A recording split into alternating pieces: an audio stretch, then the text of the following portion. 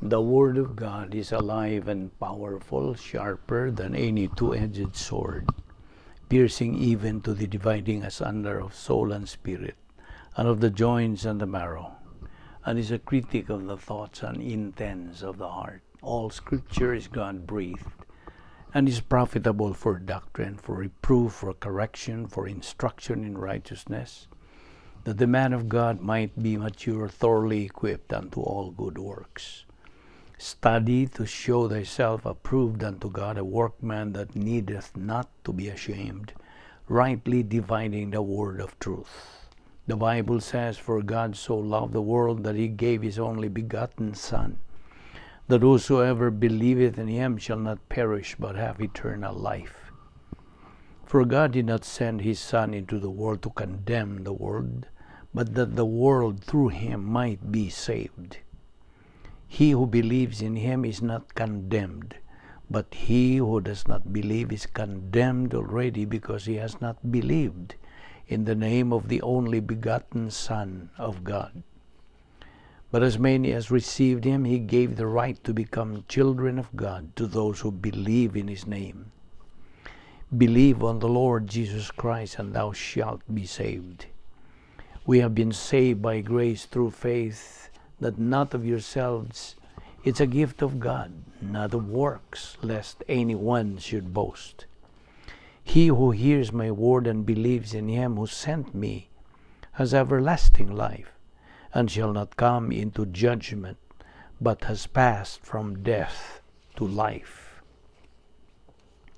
For ye know the grace of our Lord Jesus Christ, that though he was rich, yet for your sakes he became poor, that ye through his poverty might be saved. Therefore, if anyone is in Christ, he is a new creation. The old has gone, the new has come. All this is from God, who reconciled us to himself through Christ, and gave us the ministry of reconciliation. That God was reconciling the world to himself in Christ, not counting men's sins against them, and he has committed to us the message of reconciliation. We are therefore Christ's ambassadors, as though God were making his appeal through us. We implore you, on Christ's behalf, be reconciled to God. God made him, the Lord Jesus Christ, who had no sin, to be sin for us, so that in him we might become the righteousness of God. There is therefore now no condemnation for those who are in Christ Jesus. For the law of life-giving Spirit in Christ Jesus has set you free from the law of sin and death. Before we continue our Bible study, hindi nga dawagi kinanglan ng atong pagpangandam sa itong kaugalingon.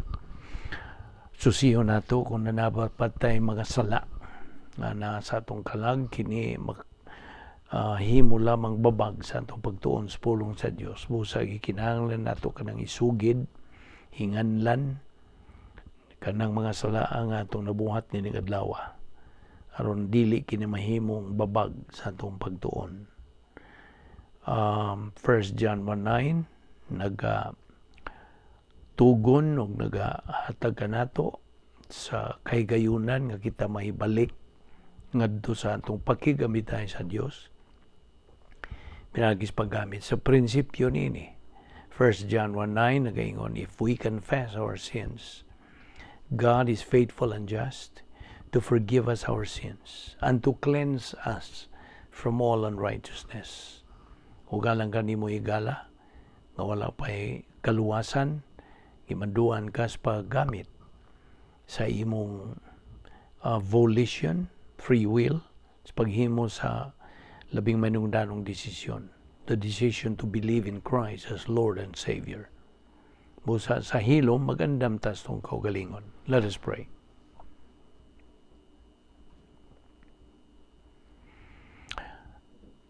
Magampot na amahan na mo nga Diyos, nagpasalamat kami kanimo sa makausapa sa imong pagdala ka namo ni Dapita, aron kami makapadayon sa among pagtuon sa imong pulong. Salamat nini mong Bible study through the YouTube ubo sa Vic Balbido Evangelistic Ministry. Grasya kining tanan o Dios among gipahimuslan, kining tanan among gipasalamatan sa ngalan ni Ginoong Hesukristo. Amen. Well, welcome no sab kaninyo na mga higala o mga igsoon diyan ni Kristo. Welcome. Niyan sab kita sa pagpadayon sa pagtuon ini atong tun-anan nga giuluhan og mga suliran sa kinabuhi. The problems in life. So, okay, mangutana na sa kunimo as i-review. What is the best part in the meal? Unsa may kinalami ang bahin, kung bahin na sa piging ba o kanang naay kumbira ba? What is the best part of the meal? The dessert, right? Dessert. Kana bang gitawag na sa Bisaya o siragana. Dessert. Now, kini agi o kaamgid kini sa gitawag og dying grace. Naghisgot mo kung tagbahin og kamatayon. Mao ni antong pagsumpay niini. So, the dessert is analogous to dying grace. Again, walay nasayod kanus kuha sa Dios ang usa ka tawo gikan ning kalibutan na. Gusto? Ang Dios ra ang nasayod. Now, sa dihang ang usa ka magtutuo. Now, I'm talking about a believer. When a believer dies physically, ang plano sa Dios sa iyang kinabuhi, no man. And that very time is perfect. Hingpit gyud. Very timely hinunta. Why? Tungod kay ang timing sa Dios hingpit man. God's timing is perfect. If a believer has been fulfilling God's plan sa ikaduhang hugna sa plano sa Dios, then physical death for that believer is the most beautiful experience. Kaya kana gitawag og dying grace. He approaches death with eagerness tungod kay usak siya sa kanang mananaog nga magtutuo. Apan ang usa ka magtutuo nga gitawag nato sa English og fragmented, nagka-tibulaag ang iyang matang sa pagkinabuhi. He approaches death with no eagerness, no love of dying. In fact, kulba na iya, kakuyaw ra gyud. The physical death of a church-age believer nagaagad kini sa integrity ug sovereignty sa Dios. A winner believer is not afraid of physical death. Dili. Di gyud siya madlok. The physical death is part of the same package of God's plan. We should know that. So, ang kamatayon ug ang pagkinabuhi bahin lang kini sa mga package sa plano sa Dios.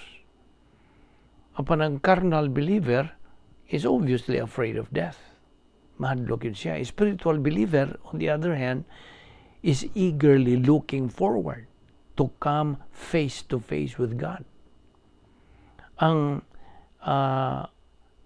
The believer's time, manner, and place of his death, kinsa may mo determine ini, is determined only by the perfect sovereignty of God.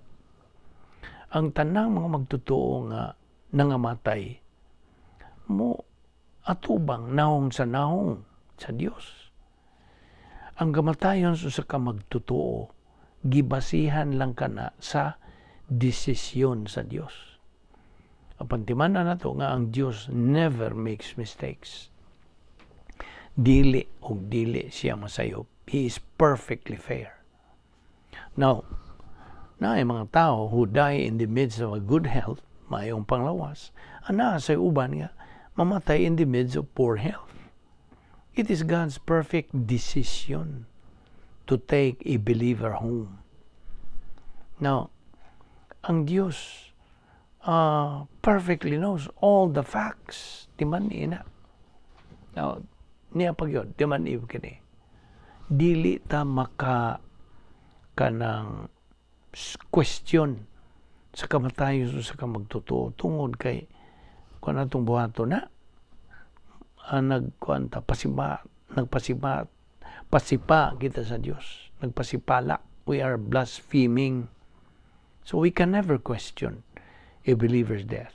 That means you question God in His omniscience and integrity. Ano man nakaangko ka man yan. Now let me say this again. Dying, ang pagkamatay, bahin kini sa plano sa Dios. Sanglit ang kamatayon is God's perfect decision man. There is no reason to be afraid of it. Huwag yun. Kung sa gisulti sa 1 Corinthians 15, 55 and 57. Sa gisulti diya, O death, where is your sting? Sa maning sting? La. O kamatayon, hain naman ang imong la. O ka na ibinisaya diha. Now, ang kamatayon sa kamagtotoo is never an accident. Never. Death of every believer is God's victory. Now, sa diha ang magtotoo mamatay, that means he gains the perfect prophet victory. Kining kadaugan, iyahan ni sa Dios. O it has been given by God's grace. Regardless kung ang maong magtotoo winner ba o loser ba.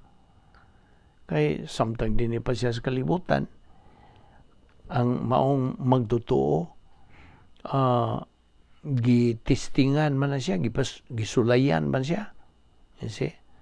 God tests our faith. Psalm 116 verse 15 sa gisulti, precious is the sight of the Lord, is the death of His saints. Nya, yes, 1 Thessalonians 4:13, naghisgot ka na og rapture, pagsakgaw. So, ako malikon, death is just a stage in life. Ang kamatayon sa matag magtotoo, kadaugan kana sa Dios. In fact, it is a believer's promotion. Psalm 116:15, precious in the sight of the Lord is the death of His saints. Kung gibalik ka na kay manungdanon ka na, bahin man kini sa atong gihisgutan.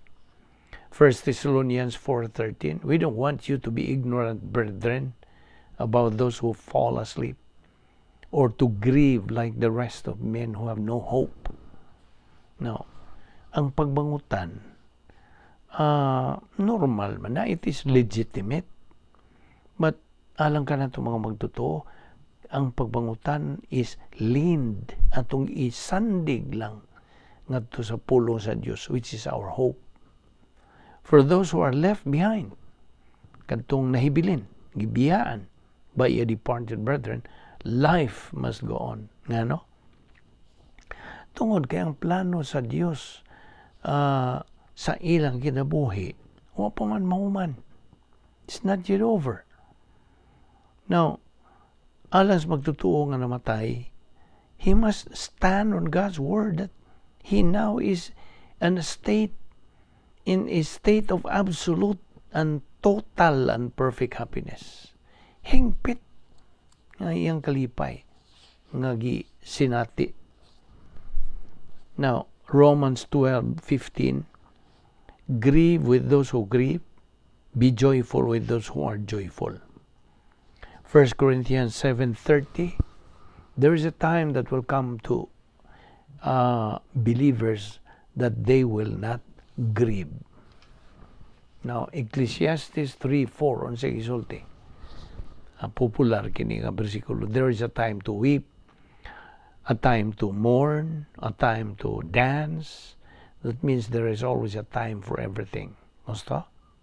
Kining maong topic related kini sa atong main subject o doctrine, which is problems in life. Now, sunod nga subject under these problems in life, mao kining doktrina sa timing. Timing. ang timing sa kinabuhi sa Kristohanon may nungdanon kayo. Ngano? Tungod kay ang Dios anaa siya'y hingpit nga timing. God has a perfect timing. He has His own perfect timing. We have to synchronize sa atong timing with God's perfect timing so we can go onward in our Christian life. Kanibaw ka? Ato maning sige, balik-balik. All of life is decision making. We decide a lot of things in life on a moment-by-moment basis. Matagutling, himot ang mga desisyon. Ug sa matagigayon, mohimo kitag desisyon, we have to consider one thing. Is the decision we make in sync with God's timing? Mao ni atong ipangutanas tong kaugalingon. How do we do this thing? Unsa man nato? In sync with God's timing. Unsa man? Unsaon nato pag kanang in sync sa timing sa Dios? Now, a believer's timing is supposed to be in sync with God's timing. There are many things in life nga kinahanglan tang magabaton ni ining timing in sync with God's. Pananglitan, timing sa diya sa eskwelahan, timing in driving, atong pagmaniho, o sakyanan, timing in walking, of course. Kinahanglan timing atong paglakaw, basig say nga na niya, matiklohod ta, matumba. So, there's timing in walking, in singing, etc. Now, ang usa ka magtotoo, kansang timing is not in sync with God's, is in big trouble sa iyang kinabuhing espirituhanon. That is why, gikinahanglan ang atong pagkasayod, that at the moment of salvation, okay, starts our timing in sync with God's timing. Human yun nato, dawatas Ginoong Kristo nga atong manluluwas, musugod ka ng timing nga supposed to be in sync with God's timing. From that time, from that point on, kanang maong magtotoo has to be in sync with God's timing. How? Unsaon? Ibaw ka ba? Pagtuon lamang sa pulong sa Dios. Nga diin anha nimo makatuni unsaon to be in sync with God's timing. So, you have to study the protocol plan of God, etc., etc. Mao nay kini atong gibuhat. Mao kini ang proseso. Now, sa diha nga unsa ka magtutuo negatibo, no interest, recalcitrant, no time to study God's word, he cannot be in sync with God's timing. Kasabot ka. Unsa man niya pag kanang in sync ngadto sa timing sa Dios? Dili. That's a very important principle. Ang usa ka magtutuo nga negatibo sa pagtuon sa pulong sa Dios, wa gyud siya ingnon to, way alamag, he has no clue about spiritual life, etc., etc. Wala. Mao bitaw nay dako kayong suliran karon sa bagang duot sa mga igsuon tang mga magtutuo. Ilang pagtuo nga human sila maluwas, okay na. Okay? And they can do whatever they want. Mao nagiingon sa mga mao manay doktrina sa mga Nicolaitans na mao na nga kung dili ka magtuon sa pulong sa Dios, wa gyud kay alamag. Daghan gyud sa atong mga kaigsuonan nga wa sila alamag unsaon pag kanang unsay buhaton nato human ta maluwas. Ilang pagtuo nga human ta luwas naman. Siguro naman kung may langit, that's it. Okay. Bye-bye Dios, magkita ra tas langit. Tiyaw mo na ang uban, mga pilosopo. So, a believer who is negative to Bible doctrine has no clue about the importance sa spiritual life. Kaya, sayo naman tangan, doon ay duha ka klaseng mga magtutuo, winners and losers. Kining mga winners, mao ni sila ang in sync with God's timing. Mao ni mga butan, ingnon ta. Good decision makers man, mga butan. Gusto? Apan sa pikas nga bahin, ang mga pildiro, losers, they are not in sync with God's timing. They are out of timing. Mao ni yung mga way buot. Saan taman, what I may mo nini, kay mao manigi describe din ni way buot. Ngano? Because they are bad decision makers. Now you see, mao ni ang diferensya. Now, ehemplo, sa imong pagmanihog sa sakyanan, it needs a tremendous way of timing, sakto? How and when to apply the brake, ang clutch, etc. Kaya kung wa kay alamag ni mga butanga related to driving, there is no right timing nimo. You are out of timing with your driving. Ug tungod niya na, you are at risk in driving a car. Gusto? Mamiligro ka. Di lang kay sa imong mga tao diha nga imong agian, kundi mamiligro ka mismo. You see? Every detail in life involves timing. Sabtag yun na. O naibaw ka, there's nothing accidental in life. Or there is no such thing as accident or luck in life. Wala. Wala kining mga butanga. Nga mo yung kang aksidente o kanang buinas sa kinabuhi. Wa ning mga butanga when it comes to God's protocol plan. Isil-sil na ni. Everything that happens in your life has a reason, has a purpose. Tanan nga may tabo sa imong kinabuhi, ana ay hinungdan, na ay tuyo. Hinumdumi. Ang mga kanang mga sayop nga mga priorities, wrong priorities in life cause wrong decisions. Okay, hibaw ka?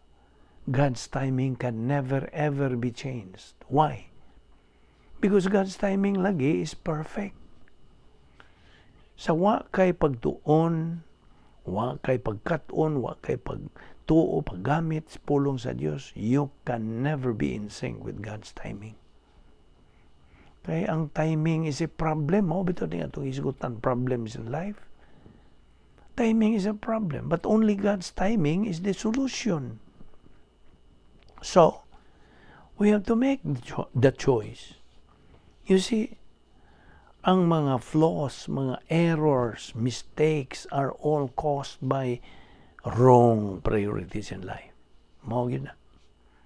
Mga sayop ng mga pasiuna, wrong priorities are also caused by atong disinterest, antagonism, o ang atong pagkanegatibo ngadto sa pulong sa Dios. A believer cannot be in sync with God's timing if he is ignorant of learning God's timing, found only in the Word of God. Nara sa pulong sa Diyos, ni mo makitina. So, ang usa ka magtutuo, dili gyud in sync sa kanang plano sa Diyos, sa timing. If he persistently no. Let us rephrase this. Kay basig muwa kas passing na noon ini. Ang usa ka magtutuo, dili gyud siya ma-insync sa plano sa Dios, sa timing. Kung siya why pag-unsa kadang tuon sa pulong sa Dios. A believer can only be in sync with God's plan or timing if he persistently and consistently reside diya sa operational divine danosphere niya.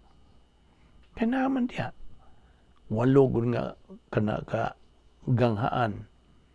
Number 1, power gate. Number 2, basic Christian modus operandi. Number 3, teachability, enforce and genuine humility, etc. etc. Hangtod mo abot ka sa ganghaan nga 8th gate. Ikawalo nga ganghaan nga mao na ng winner's gate. Na ang pulong sa Diyos nagingon, humble yourself under the mighty hand of God. Yun ang dumining prinsipyo. God promotes the humble, but demotes the proud. 1 Peter 5:5-6, God promotes the humble and resisteth the proud. Ang usa ka magtotoo nga magpaubos yang kaugalingon, positive to God's word, will be exalted by God. Nya, ayaw na po kalimti itong prinsipyo. The way up is the way down. Humility is God's timing. Arrogance is out of sync with His timing. Choose. Pili. Use your volition. So, on point number 5 nga timing, we already said that there are two kinds of timing. Good timing o bad timing. Unsa man ang good timing? The good timing is based on humility. Imong pagpaubos. Ingon nga magtotoo. Ana ka man sa sulod sa imong operational divine dynasty.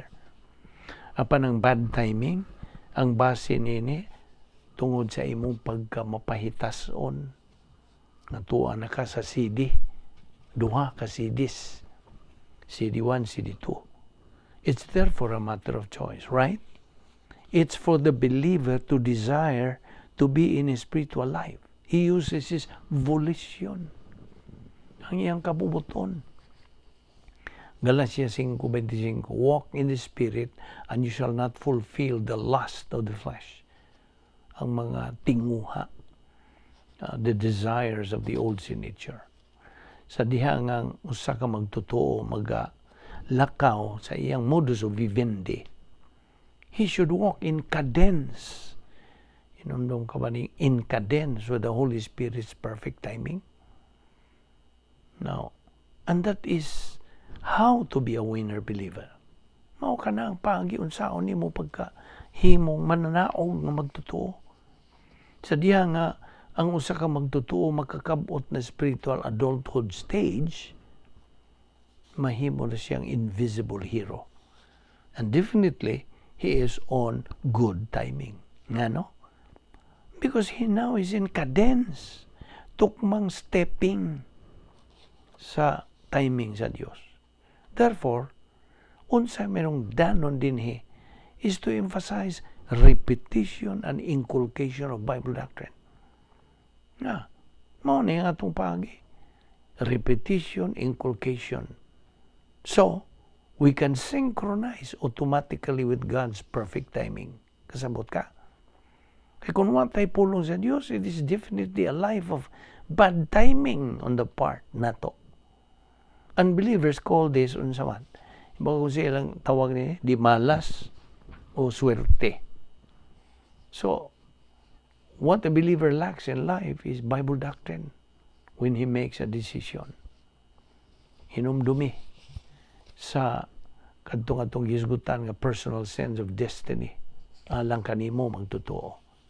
But unfortunately, we will not be able to make this personal sense of destiny a reality. Di kini mahimong tinuod sa atong espiritu ng kinabuhi if we are not growing and advancing in our spiritual life. Kung nag-atras ta, what tayo mahimo? Ayaw usab kalimti kining grace orientation. Ano sa meaning? Ang kining grace orientation, pagkahiluna na nimo sa grasya. You see, our measurement or basis sa atong grace orientation, mao ang Diyos ug ang iyang pulong. In fact, it is our personal relationship with God that's the very basis sa atong grace orientation. Inumdumi ang prinsipyo. The way up is the way down.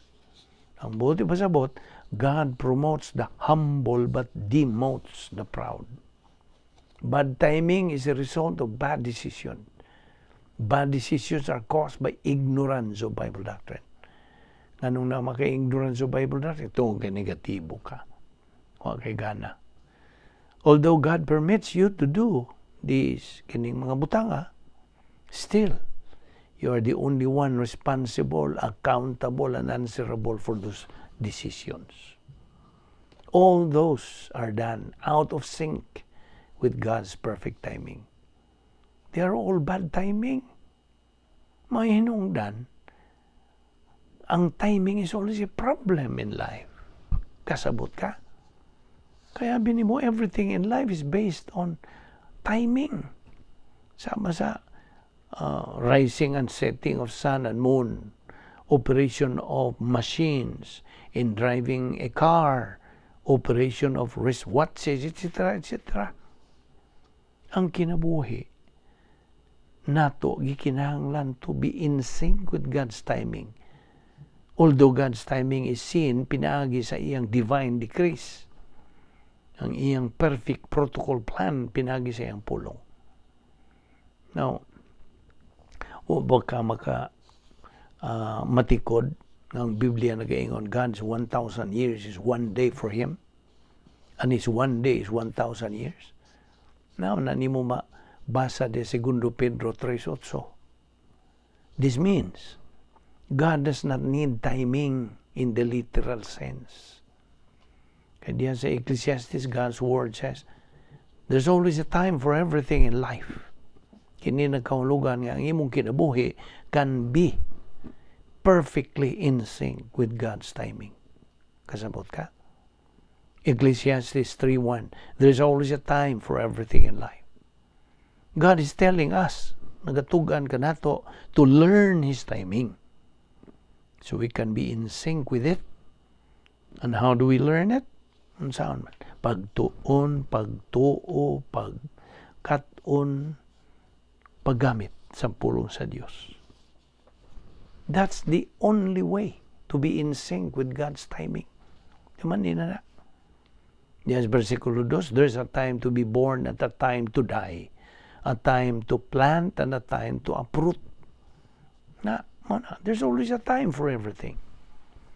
Ang usa ka dili magtutuo. Okay? Unsaon man niya pagpa-in-sync sa timing sa Dios. Unsaon man.